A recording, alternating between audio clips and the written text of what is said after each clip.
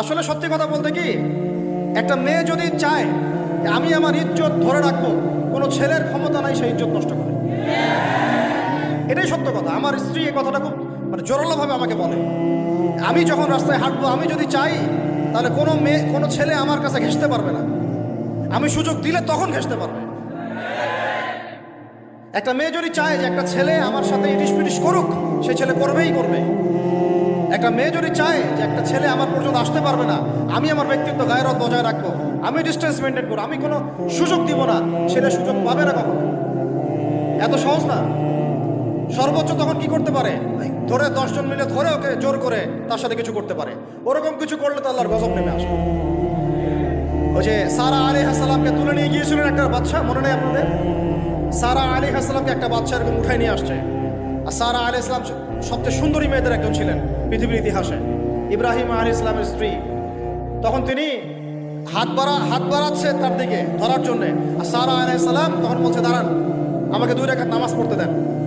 2 রাকাত নামাজ পড়ে তিনি আল্লাহর কাছে হাত তুলে বলেন, আল্লাহ, তুমি জানো আমি আমার সতীত্ব, আমার ইজ্জত, আমার সম্মান আমার স্বামী ছাড়া আর কারোর সামনে কখনো প্রদর্শন করি নাই। আজকে জালেমের হাত থেকে আল্লাহ তুমি আমাকে বাঁচাও। ওই দিকে ইব্রাহিম আলাইহিস সালামও নামাজে দাঁড়িয়ে গেছে। ওই জালেম বাচ্চা যখনই হাত বাড়ায়, হাত অবশ হয়ে যায়, মাথা ঘুরে পড়ে যায়। 3বার 4বার চেষ্টা করেছে, তারপর পারে নাই। শেষে বলেছে, তোমরা আমার কাছে কাকে নিয়ে আসছো, নিয়ে যাও একে আমার সামনে থেকে। পরে উল্টা হাজারা আলাইহিস সালামকে হাদিয়া সহ দিয়ে পাঠিয়ে দিচ্ছে। একটা মেয়ে চাইলে তার ইজ্জত সম্মান এভাবে রক্ষা করতে পারে। তোমরা জেনায় ছেলেরা লিপ্ত করেছে, কারণ তোমরা চেয়েছো বলেই করতে পারছো। তুমি ফিতনা না ছড়াতা, তুমি বেহায়ের মতো বাইরে বের না হতা, তুমি তোমার চুল খোলা না রাখতা, তুমি তোমার পোশাক ঠিক রাখতা, তোমার কথা ঠিক রাখতা, তোমার কথার মধ্যে শক্তি রাখতা, মিষ্টি মিষ্টি প্রলোভন দিতা না, বাইকের পিছনে বসতা না, চটপটে ফুচকা খাইতা না, এখানে ওখানে আড্ডা মারতা না, কোনো ছেলে তোমার কাছে আসতে পারতো না। তোমরা এই কাজ করেছো, ছেলে আসতে পেরেছে। আপনারা তো কিছু হইলে ছেলেদেরকেই দোষ দেন। ছেলেরা তো এমনি আকর্ষিত হবেই।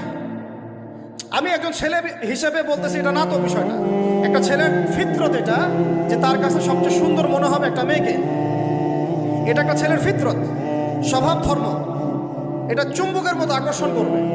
আর এর উপর যখন আপনি এটাকে ফ্রি অ্যাক্সেস করে দিবেন, লাইসেন্স করে দিবেন, বেপর্দায় বের হবে, গায়ের জামা কাপড়ও ঠিক নাই, হ্যাঁ, তারপর কথাবার্তা মিষ্টি মিষ্টি প্রলোভিত টানতেছে, সিডিউস করতেছে, তখন তো একটা ছেলে মিসগাইডেড হইতেই পারে।